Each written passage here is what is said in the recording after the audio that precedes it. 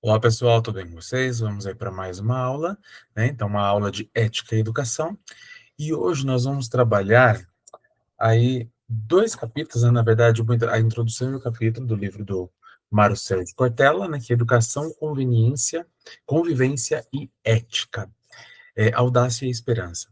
Esse é um livro bastante interessante, nós vamos ver alguns capítulos dele aí durante as nossas aulas, e hoje especificamente nós vamos tratar de dois, né? Então, a introdução e o capítulo número um. Então, a introdução ela tem como título Ética, Vida Boa para Todos e Todas, e o capítulo um, Educação e Edificação da Integridade Coletiva, no qual a gente vai estar, então, trabalhando um pouquinho a ideia de como a questão da ética, né, se relaciona com a educação, na perspectiva de nós buscarmos um olhar, nós buscarmos uma prática que seja coletiva, para a coletividade, e não só para a individualidade. Na última aula, nós falamos um pouquinho sobre a questão da formação, né, da educação cidadã e da formação da cidadania. Então, como esse olhar para a coletividade vai contribuir, então, para essa perspectiva também cidadã e de construção de cidadania. Então, a gente vamos iniciar então com uma citação aqui do Cortella, no qual ele diz assim: faz parte da competência docente a capacidade de não só fazer bem aquilo que se faz, mas fazer o bem com aquilo que se faz. Não é um trocadilho, é um propósito, porque fazer bem o que se faz, que é a ideia de competência, coloca uma natureza técnica estrita nisso. Na atividade docente, faz parte do fazer bem e fazer o bem. E aqui é interessante para nós já começarmos a pensar qual seria então a relação da ética, a ética e a educação na relação com o professor, com o docente. Então, qual que é a relação ética que o docente tem que ter, né? Qual que o profissional educador, ele deve buscar, né, não só na sua formação, mas no decorrer da sua atuação profissional. Então, ali ele já vai dizer, né, que como competência docente, fazer bem algo é extremamente importante, mas não só fazer algo bem, mas também fazer o bem com aquilo que se faz, né? Então, com a nossa prática, não é só nós fazermos bem a nossa prática, mas fazermos o bem a partir das nossas práticas, né? Mas vamos discutir um pouquinho aí essas questões, então. Então, quando ele diz fazer bem, ele está falando de uma competência que é técnica, ou seja, necessita de um conhecimento, e um conhecimento profissional, profissionalizante, técnico, um conhecimento de especialista. No nosso caso, um conhecimento de pedagogos. E isso traz uma responsabilidade. E por que isso traz uma responsabilidade? Porque a partir do momento em que eu assumo uma responsabilidade profissional, principalmente nós aí com um título, né, de pedagogos, nós temos ali algumas práticas que são inerentes à nossa função. E isso traz responsabilidades práticas, né, daquilo que nós vamos executar, no que tange à sua área de atuação, seja ela lá na educação infantil, no ensino fundamental, na EJA, na educação especial, na gestão escolar, na supervisão e orientação, seja qual área você buscar atuar, mas sempre vai estar ligado a uma responsabilidade, a uma responsabilidade técnica e uma responsabilidade profissional. Então, isso tange não só a nossa formação inicial, mas também a nossa formação continuada. Hoje, enquanto estudantes, vocês possuem uma responsabilidade na formação de vocês, naquilo que vocês vão se tornar enquanto profissionais. E também, depois de formados, não quer dizer que nós temos todo o conhecimento sobre a nossa área, ou todo o conhecimento que pode ser produzido dentro daquele campo específico que é a educação, que é a pedagogia. Mas nós sempre temos que buscar uma formação constante do dia a dia, na nossa prática.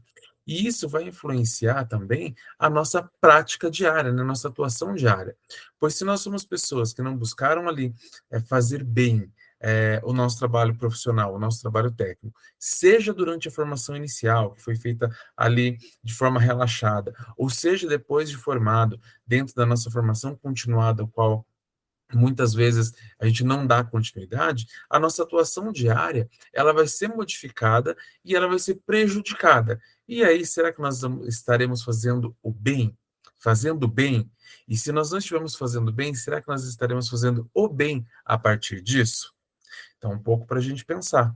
E a experiência que vocês têm no dia a dia aí, já de sala de aula ou durante os estágios, já demonstraram para vocês essa relação de fazer bem e fazer o bem. Mas daí você pode me perguntar, Wesley, mas o que a gente está falando que é fazer bem? O que é fazer esse bem? E o Cortella vai dizer para nós também, né? Ele vai dizer assim, que fazer o bem significa elevar a vida coletiva, impedir a desertificação do futuro. Eu adoro isso, né? Não acatar a esterilização dos sonhos, isto é, fazer com que a vida possa ir no máximo das suas possibilidades. Portanto, essa capacidade de fazer bem traz dentro dela a necessidade de fazer o bem, o que entendo como bem. Não é o bem exclusivo, não é o bem do indivíduo, é também o do indivíduo, mas é o bem de uma comunidade na qual estamos inseridos. Apesar de várias vezes repetir a palavra bem aí, né, nesses últimos minutos, o que nós podemos compreender então sobre o que é fazer esse bem? E eu acho fantástico os pontos que o Cortella traz, porque a gente vai entender que todo o processo de formação humana, todo o processo cultural, todo o processo de construção de cidadania, ele está pautado não só no indivíduo, mas no coletivo. Então, quando ele diz ali elevar a vida coletiva, é justamente buscar uma formação, a buscar fazer algo que vai contribuir não só para o seu desenvolvimento, mas também para o desenvolvimento do outro. Enquanto professores, enquanto educadores, é o que move a nossa vida.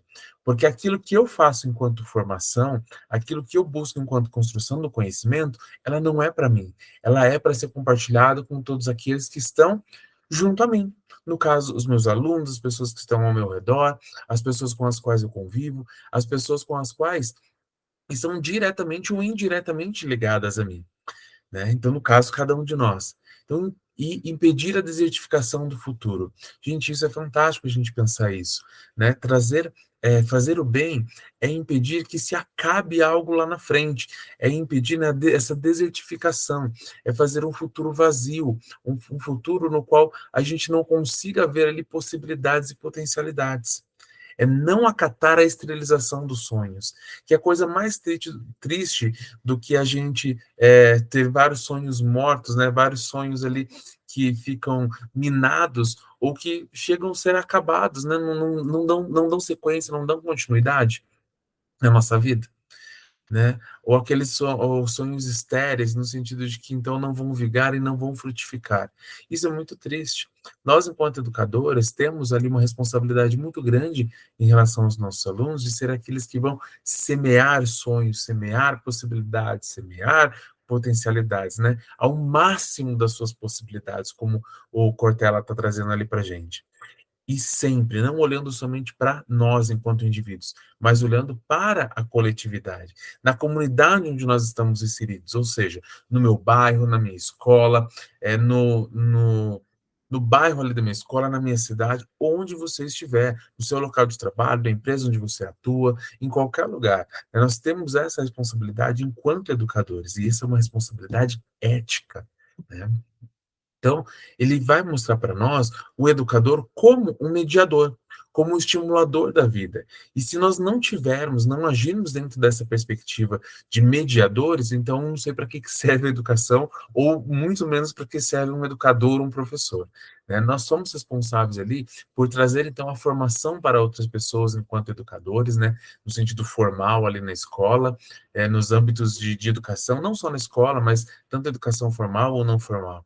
Nós somos aqueles que vão semear sonhos, que vão ver ali possibilidades e potencialidades nas pessoas que estão ali sob os nossos cuidados. E também aquelas pessoas que estão ao nosso redor. E nós vamos ser aqueles sujeitos que vão mediar o processo de desenvolvimento desses sujeitos que estão ali ligados a nós. Então, o Cortella ele vai trazer que a ética é vida boa. Então, quando nós pensamos na ética, quando nós pensamos nesse contexto de liberdade ética, né, é pensar então nessa vida boa que traga essa potencialidade, né, essa potencialidade de vida. Nós temos um filósofo que vai tratar muito sobre a ética, que chama Baruch Spinoza, e ele fala sobre a conatos, né, que é aquilo que nos move, é a nossa potência de vida. Enquanto educadores, a nossa potência de vida é poder partilhar. E esse partilhar, ele é algo que nos descentraliza do eu. Então, não faz com que nós pensemos somente em nós, mas pensemos dentro de uma coletividade. Nós pensemos no outro, e esse outro como uma extensão do nós, né? Do nós não, do eu. Então, o outro é sempre uma extensão do eu. Nós vivemos dentro desse contexto coletivo. E para isso, né, para trazer essa representação, essa ideia, o Cortella ele vai trazer ali o Porquet, que também é um filósofo, no qual ele diz então: ética é vida boa, mas é boa para quem? Para todas e todos, em instituições que são justas. E quando nós falamos todos e todas, são todos e todas, para todos os sujeitos.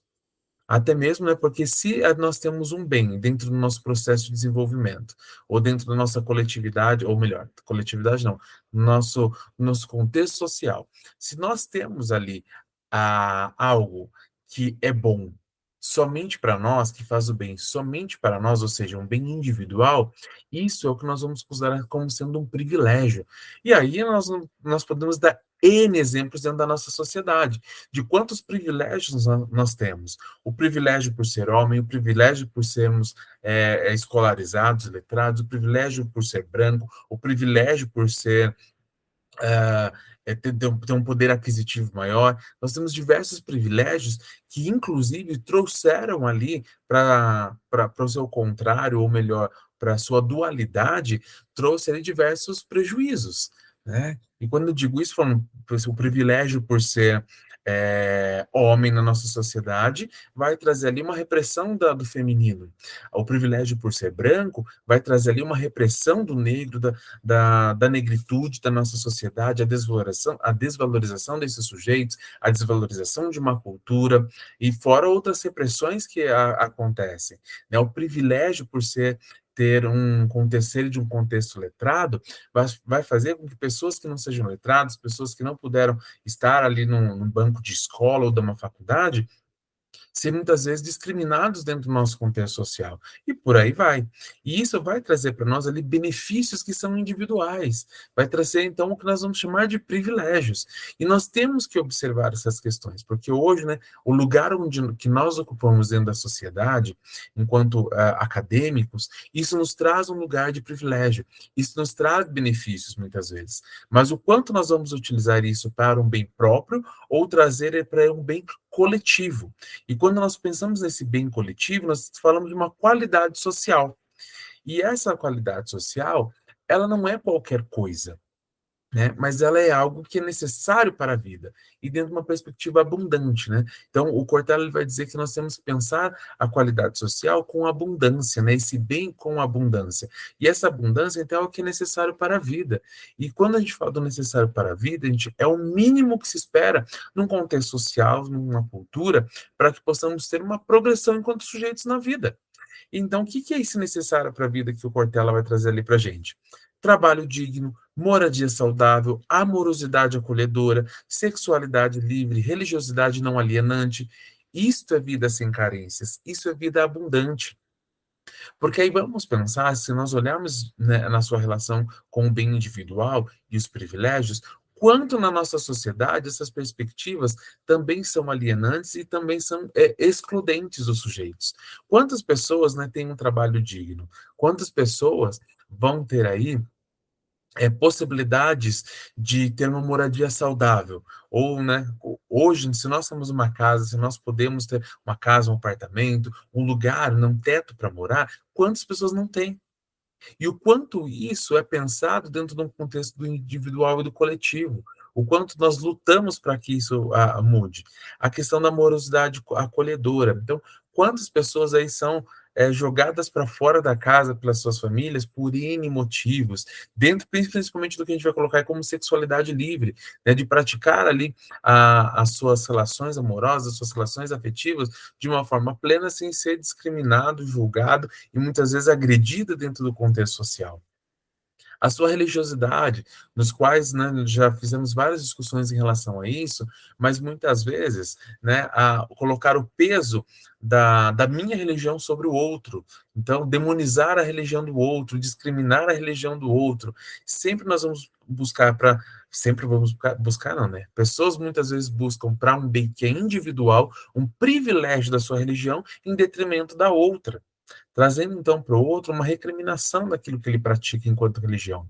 E se nós pensarmos dentro de um contexto coletivo de uma qualidade social, o respeito a essa diversidade, ela deve existir. Ah, eu posso não gostar, posso não achar bonito, posso achar feio, isso é um problema meu. Mas, né, e que eu resolvo na terapia. Mas a diversidade ela tem que ser valorizada e respeitada. Até mesmo porque quando nós falamos, né, de liberdade para, se o outro não tem liberdade, eu também não tenho liberdade. Mas a gente vai discutir um pouquinho sobre isso. Então, quando eu falo da qualidade social, na expressão da individualidade, dentro dessa coletividade, compreendendo que a minha identidade, não seja aquilo que eu sou, é parte do todo. E esse todo é de um lugar onde estou inserido, né? No mundo que nos cerca. E para nós pensarmos isso, a gente volta lá de novo para a etimologia da palavra, né? Que vai dar origem à ética, à moral, ao hábito, né? Que são essas quatro palavrinhas aí, domus, ethos, more e hábitos. Quando eu falo de domus, eu estou falando do que é casa, né? Então, sua etimologia ela traz a representação da casa. Ethos vai trazer para nós ali a relação do quê? Do modo de ser, dos costumes, dos hábitos, é o local em que se habita. Então, o ethos é o lugar em que se habita. Assim como o more, que também vai trazer para nós lá a relação de moral, e ela fala que é o modo de agir, são os costumes, são os hábitos, e também é a raiz que vai dar origem à palavra morada. E o hábitos, que vai trazer principalmente os nossos hábitos, né? E também a questão do habitat, que é o lugar onde se está. Então, quando nós olhamos para essas palavrinhas, elas vão nos direcionar para um contexto que é coletivo.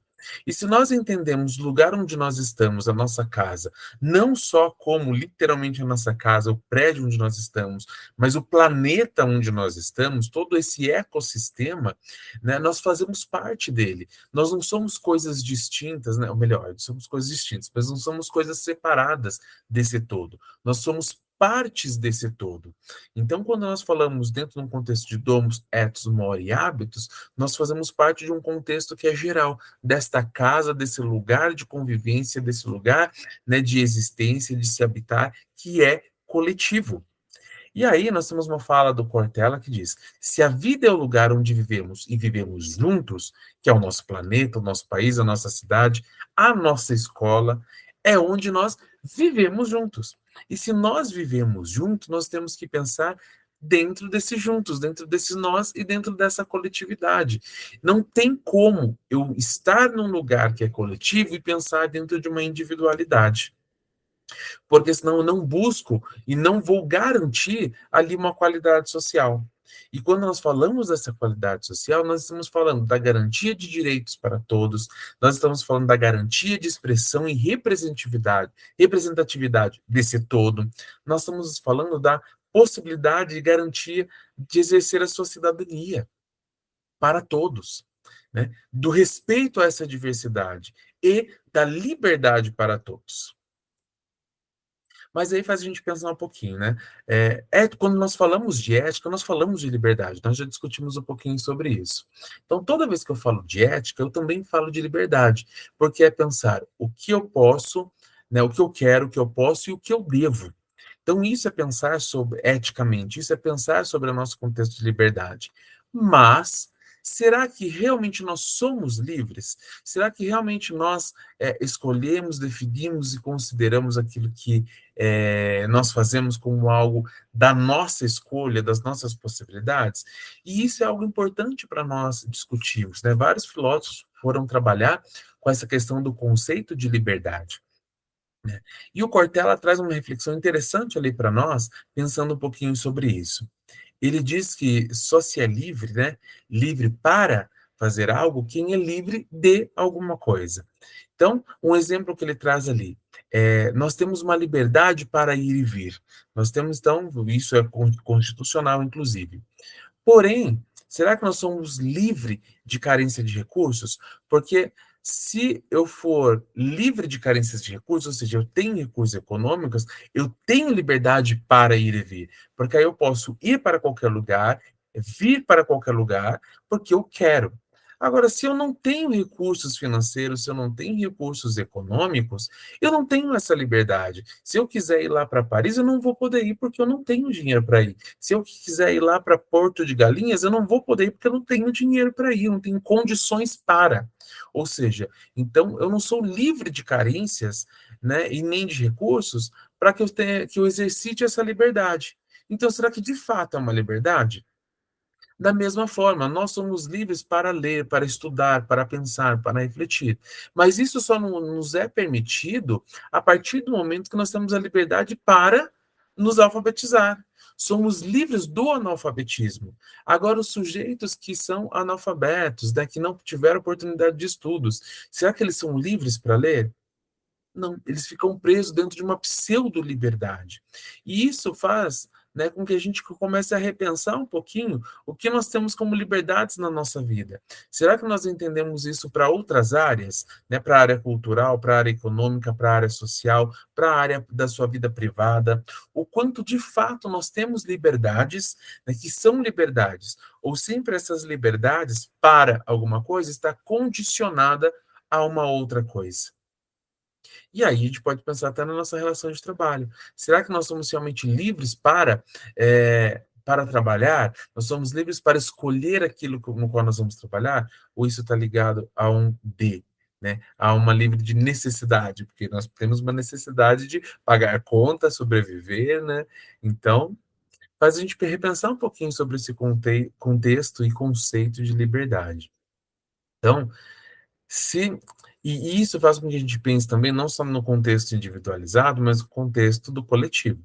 Porque se dentro desse contexto, desse conjunto, né, como nós vimos ali atrás, se nós temos que pensar dentro dessa coletividade, se um não é livre, né, ninguém é livre. E por que que não é livre? Por conta da integridade da vida individual e coletiva. Porque a minha liberdade não começa ou não termina quando começa do outro. Está relacionado à liberdade do outro. Então, se o outro não tem liberdade, eu também não tenho liberdade. Isso também vai interferir na minha potência de vida e também nas práticas que eu posso desenvolver. Se o outro é calado, eu também posso ser calado dentro de um contexto social. E aí a gente vai ver diversos autores, né, que vão brigar, inclusive Paulo Freire, qual a gente pretende trabalhar um pouquinho com os textos dele também nessa disciplina, ele vai propor, né, a questão de, por mais que você fale besteira, mas que você tenha a possibilidade de falar, né, de trazer a sua opinião, de trazer o seu relato, de trazer ali a sua experiência, por mais besteira que seja, né, ele brigaria para que você tivesse a liberdade de falar, de se expressar. É. Então, Cortella vai dizer ali para gente. Inclusive, gente, o Cortella, né, foi orientando do Paulo Freire, tá? Ele trabalhou junto com Paulo Freire. Então, eu sou alguém que quer preservar a integridade. Logo, a minha casa tem de ficar íntegra, tem de ficar inteira. E esse ficar íntegra e ficar inteiro, ele está pautado na coletividade, né? Preservar essa integridade de possibilidade do todo e não só do indivíduo. E aí faz a gente pensar um pouquinho da escola, então, como um espaço ético, desse espaço da coletividade, desse espaço de criação de liberdade, né? E será que nós conseguimos transformar a escola nesse espaço? Então, a escola como instituição que ajuda a tornar a vida boa para todos e todas, né? Todas e todos. Será que a escola é essa instituição justa, como o Cortella propõe ali para nós, a partir lá da ideia do Paul Ricoeur? Então, será que a escola é um lugar que está fazendo bem o que tem que fazer e também faz o bem com aquilo que tem que fazer bem? Isso é um ponto para a gente refletir muito na escola atual, né? No modelo no qual nós estamos inseridos de sociedade hoje. Porque isso vai estar relacionado também a uma cultura ética, né? Ou seja, um conjunto de valores que nós estamos apregoando, é um conjunto de valores que nós estamos defendendo dentro da nossa instituição, e que vai desvelar numa moral, ou seja, práticas que são desveladas, que são desenvolvidas a partir desse conjunto de valores. Só que a escola como espaço ético, ela não atua sozinha, até mesmo porque toda a formação e construção do sujeito, né, de identidade, construção da identidade do sujeito, não é só pela escola, mas ela acontece dentro de outras instituições que também devem ser justas na nossa sociedade, sobretudo família. E aí nós podemos parar e pensar, né? O quanto as famílias hoje têm se colocado como uma instituição justa, como uma instituição que tem um espaço ético de desenvolvimento. Então, família, igreja, mídia, empresa, todos os lugares de convivência e relações, eles vão ali permear e ajudar a construir esse caráter e integridade ética do sujeito. E aí faz o que a gente pense também, será que esses espaços, e principalmente a escola, tem se colocado para fazer o bem para o outro a partir de uma reflexão crítica? Será que nós estamos trazendo essa reflexão crítica para os outros, para os nossos alunos, né, para os nossos estudantes, a partir de uma suspeita sistemática? E quando nós falamos dessa suspeita sistemática, não é criticar, falar mal, reclamar de tudo, mas é nós levarmos o sujeito a uma reflexão sobre, né, a sociedade, sobre as práticas, sobre aquilo que ele está lendo, sobre aquilo que ele está fazendo, e é justamente o que eu estou tentando fazer com vocês, né? É levá-las a uma reflexão crítica, a uma suspeita sistemática daquilo que está posto hoje na nossa sociedade como verdade, como certo, como errado, né? Como possibilidades. E entender como que essas pecinhas se encaixam, né? E como essas pecinhas se articulam para elaborar pensamentos, para construir, né, formas de agir e formas de pensar e que muitas vezes são alienantes. Muitas vezes nós nos movemos de forma alienante na sociedade. E aqui um grande ponto para nós refletirmos, que vão vir aí temas para a próxima aula, a questão da mídia. Então, quanto a mídias, redes sociais, elas vão influenciar a nossa forma de pensar e agir. Né? Começa aí pelas trends, né, maravilhosas, no qual uma pessoa lança uma trend e todo mundo vai reproduzir aquilo. Uma que vale a pena a gente pensar aqui um pouquinho, né, que hoje mesmo eu estava vendo sobre isso, aquelas trends, que com certeza vocês já viram aí no TikTok, no qual o pai, a mãe coloca a criança na frente do celular para gravar e fala que ela pode xingar, que ela pode falar palavrão, que ela pode fazer essas coisas, os gestos obscenos. E o que será que nós estamos passando ali enquanto contexto de educação como espaço ético para aquele sujeito? Que na ausência de um observador eu posso fazer qualquer coisa, né? E isso traz para a gente uma postura ética que vai ser desvelada no contexto de vida. E será que isso vai ser algo para uma potência, né, positiva, para algo bom, para algo que vai fazer bem para o outro, né, para a coletividade, ou não? Então, vamos pensar nessas questões aí, né? Seguindo. Então, será que nós temos uma educação, e aí voltando aqui, uma educação de reflexão crítica e de suspeita sistemática, que luta contra essa alienação? E essa alienação da cultura, então, como acabamos de falar, fazer, né, e pensando a questão dos vídeos, né, principalmente, e como isso vai mobilizar na nossa sociedade, uma alienação do lazer, daquilo que é considerado lazer também, as questões de consumo que estão pautadas nesse sistema socioeconômico que nós temos hoje. Será que o nosso sistema socioeconômico capitalista, neoliberal, ele é funcional ou quanto ele vai refletir ali no contexto individual e coletivo? Nós temos que pensar sobre a alienação das instituições, então, quanto à escola, a família, a igreja, as empresas, então, esses espaços também de coletividade trazem também ali um comportamento a partir de uma alienação. E principalmente a mídia, né, minha gente? Então, o Cortella vai dizer assim: tenho que preparar pessoas que sejam capazes de viver nesse meio sem por eles serem derrotadas. E o que isso quer dizer? Que nós, enquanto educadores, assumindo uma postura ética, pensando nessa coletividade, nós temos que preparar os nossos sujeitos, nossos estudantes, nossos alunos, as pessoas que estão ali ao nosso redor, para que elas sejam capazes de olhar de uma forma crítica, de sistematizar ali suspeitas, que sejam capazes de olhar para além, né? E não serem derrotadas por todo esse sistema. E derrotadas no sentido, muitas vezes, de serem colocadas num papel subalternizado, nos quais elas não são, nos quais elas não pertencem àquele espaço. E muitas vezes num olhar de incapacidade. E aí a gente vai ver principalmente a questão da ditadura da beleza, né? Para a gente pensar aí. muitas vezes o quanto nós vamos nos considerar feios, incapazes, pessoas mal acabadas, justamente porque a mídia coloca uma imagem daquilo que é bonito, daquilo que é belo e daquilo que tem que ser seguido. Então, se você não tiver aquele determinado corte de cabelo, aquela determinada roupa, determinado produto, você não faz parte desse grupo. Né? Então, isso é ser derrotado na sociedade. Quando nós perdemos a capacidade de refletir, quando nós perdemos a capacidade de sermos críticos, de pensarmos sobre algo criticamente. Então, para nós refletirmos um pouquinho aí. Então, na nossa sociedade atual, nós podemos dizer que a educação tem direcionado para fazer bem e fazer o bem? Será que nós, enquanto instituições educadoras, estamos fazendo bem aquilo pelo qual é a nossa potência de vida, não? Qual é a nossa objetivo de vida, objetivo profissional? E será que nós estamos fazendo o bem a partir disso? Será que nós temos direcionado as nossas forças, a nossa conatos, aí sim, a nossa potência de vida para essa coletividade? Ou será que nós temos direcionado a nossa potência de vida somente para a individualidade? E quais são, né, os resultados a partir disso? E aí, direcionando já para a nossa finalização, eu trago para a gente pensar três excertos ali tirados do livro do Cortella, que eu acho que vale a pena a gente refletir um pouquinho sobre isso, e que vai talvez mobilizar a nossa prática enquanto educadores. Né? O Cortella vai dizer ali que ética é como eu decido a minha conduta. E a palavra decido é marcante porque sinaliza quais são os critérios e valores que eu uso para me conduzir na vida coletiva. E aí a gente para e pensa.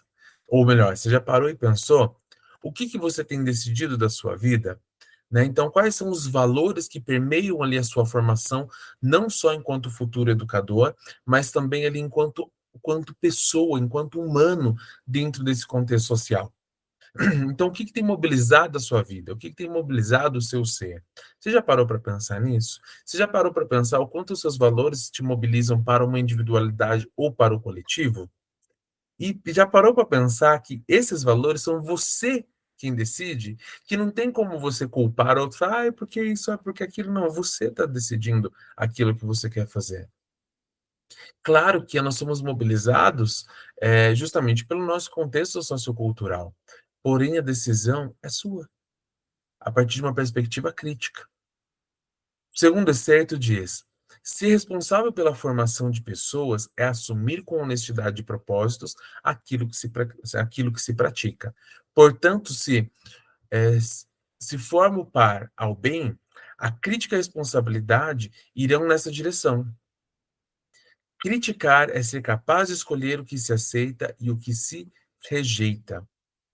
Então, quando eu falo da minha crítica, quando eu falo das minhas escolhas, daquilo que eu decido, eu estou decidindo ali quais valores eu aceito e quais valores eu não aceito. Quais valores eu respeito e quais valores eu não respeito.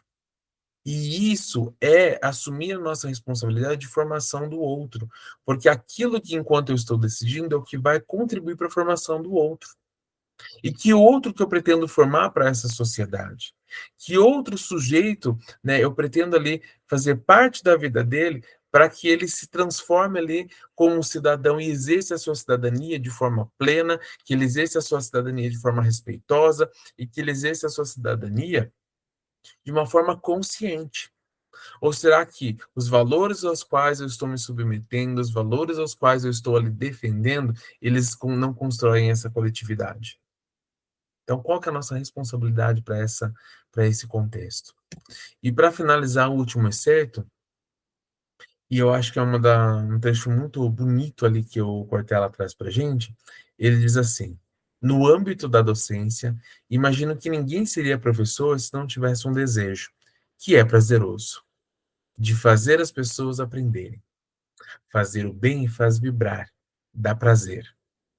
E isso eu acho que vale muito a pena a gente pensar dentro de um contexto ético, do porquê nós escolhemos ser professores, do porquê nós buscamos ser educadores.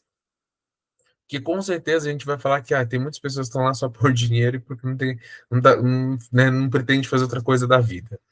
Né? E infelizmente é uma realidade. Mas para nós que realmente escolhemos ser professores, ser educadores, é por um desejo e é por prazer, né? Se não fosse por prazer, outra coisa, eu não sei do que por que seria, né? Mas o dinheiro é consequência, tá, minha gente?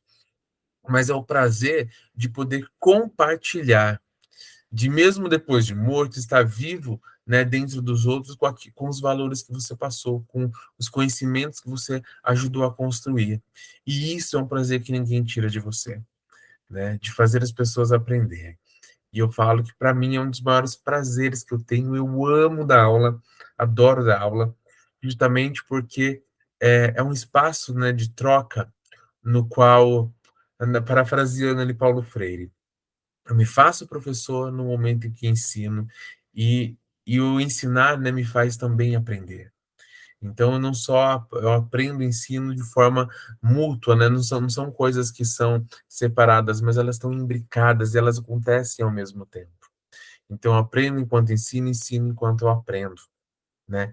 E isso faz vibrar, né? Isso faz vibrar não só no sentido é, de tremer, né? De tremer nas bases, porque a educação ela faz isso com a gente, né? Quando ela nos coloca em situações de estresse, não no estresse ruim, mas no estresse bom que nos faz tremer muitas vezes, mas de vibrar algo, né? De trazer essa positividade, porque é algo que dá prazer e dá muito prazer, né? E eu espero que vocês, enquanto futuras educadoras ou já educadoras, né, e já educadoras, também tenham esse mesmo desejo, né, e entendendo que esse é uma perspectiva ética do nosso trabalho, né, que é construir sujeitos para a coletividade, que é construir sujeitos para o exercício de uma cidadania plena. E é isso, minha gente. Por hoje nós ficamos por aqui. Um grande abraço para vocês. Você precisa desbloquear seu iPhone antes. Até a nossa próxima aula.